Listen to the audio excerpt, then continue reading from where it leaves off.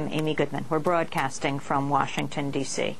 West African military chiefs added their voices Tuesday to a growing number of critics of a new U.S. military command called Africom. Africom was established by the Pentagon in October and covers every country in Africa except Egypt. It's expected to be fully operational within a year, but it's already generating controversy and skepticism. Several African countries, including South Africa, Nigeria, and Libya, are opposed to Africom. And late Tuesday, West African military chiefs denounced the U.S. approach to the project. Africom officials claim the project will strengthen humanitarian and peacekeeping operations and is not about building more U.S. bases. But critics say it's a move to secure U.S. access to natural resources and counter the growing Chinese presence across Africa. African nations supply the U.S. with more than 24% of its oil, this according to the U.S. Energy Information Administration. Actor, activist, and Trans-Africa Forum board chair Danny Glover and Trans-Africa Forum executive director Nicole Lee wrote about Africom in the latest issue of The Nation magazine. Their article is called Say No to Africom. Danny Glover and Nicole Lee join us now here in Washington, D.C. Welcome both to Democracy Now! I want to also congratulate you for 30 years of Trans-Africa, what you were celebrating last night here in Washington. Well, certainly Trans-Africa has been on the cutting edge of a number of issues. As we look back on Trans-Africa's issue, the issues that Trans-Africa has put forth, whether it's the fight against apartheid, the fight to restore democracy to Haiti, and also the battle that Trans-Africa waged around the AGOA, Africa Growth and Opportunity Act, which we understand and feel were some of the right decisions to oppose that act. Certainly, we oppose the strategic military presence of the U.S. government in Africa. We see what is happening in Somalia right now, where a U.S. surrogate, Ethiopia, has played a large role in disrupting and certainly destabilizing that country further, rather, you know. And so we're very concerned about that. It's very telling that a number of countries have voiced on the continent, at least more than 11 countries on the continent, have voiced their concern and their opposition to this military presence, the U.S. presence in the region. There are issues certainly in the Horn of Africa. There's issues in the Gulf around the Gulf of Guinea as well, and certainly Africom is not no new brainchild. It's something that's been in the works for some time. Nicole Lee, can you explain exactly what Africom is? Well, it's difficult to give the exact definition of Africom, mostly because the State Department and the Defense Department have made Africom a moving target.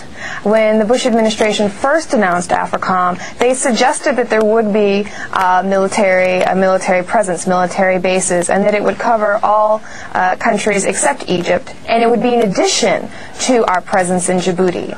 As criticism mounted, the Pentagon then said, no, actually this will be floating bases. But what is very clear about Africom is there's certainly a move to find a home for the base, and that there will be both technical advisors and the ability to bring U.S. troops on the ground to Africa.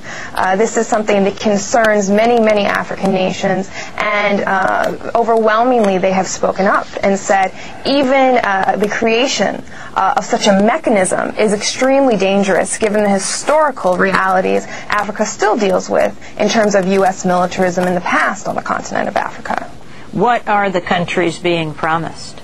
Well, the countries that have been interested in hosting, and there's been very, very few. Certainly, aid is involved. The State Department is very much involved in the creation of Africom.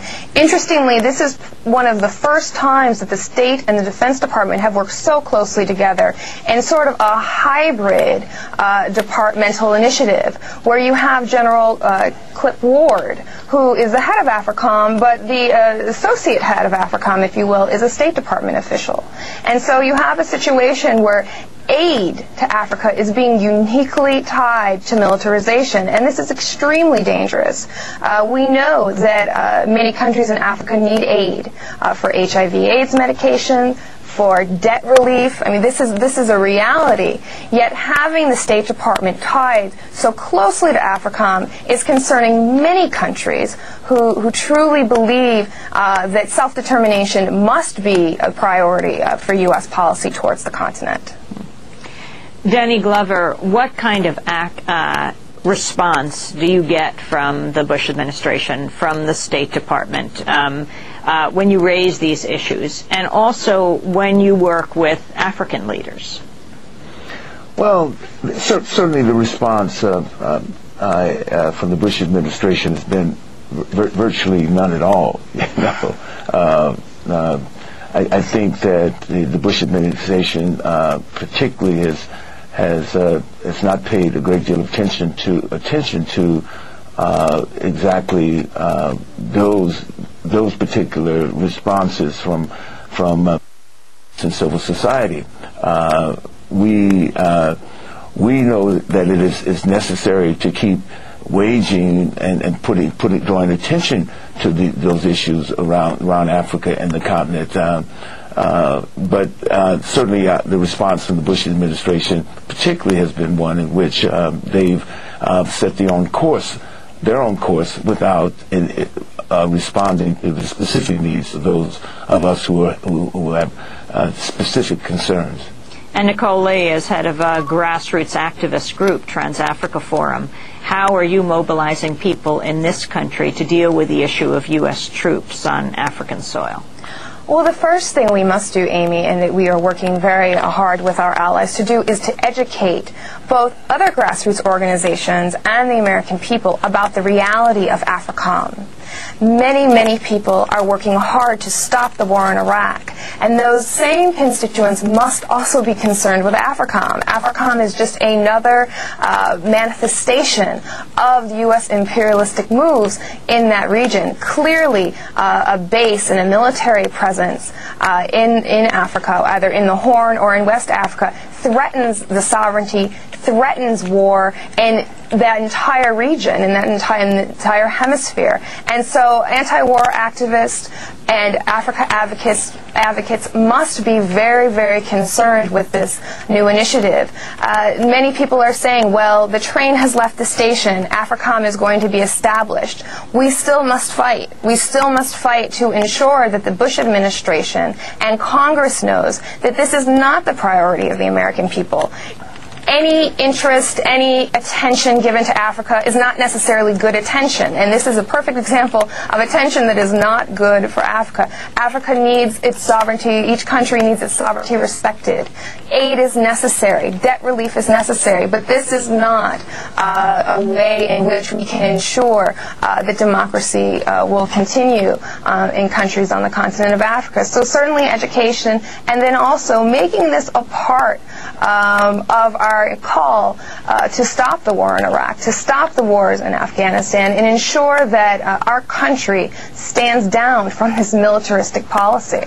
One of the things that I think has to be very clear, that this initiative has received broad support from both parties. You know, it's not just the Republican administration itself.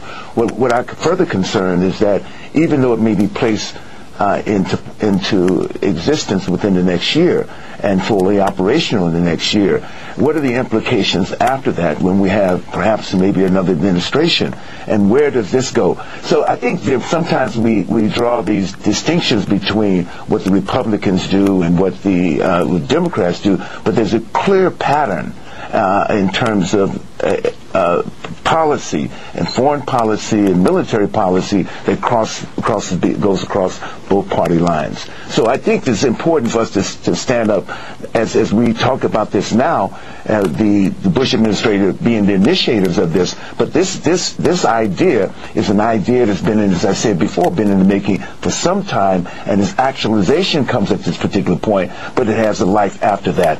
What do we do now at this particular point, knowing that we have been on the other side of this decision long before its action?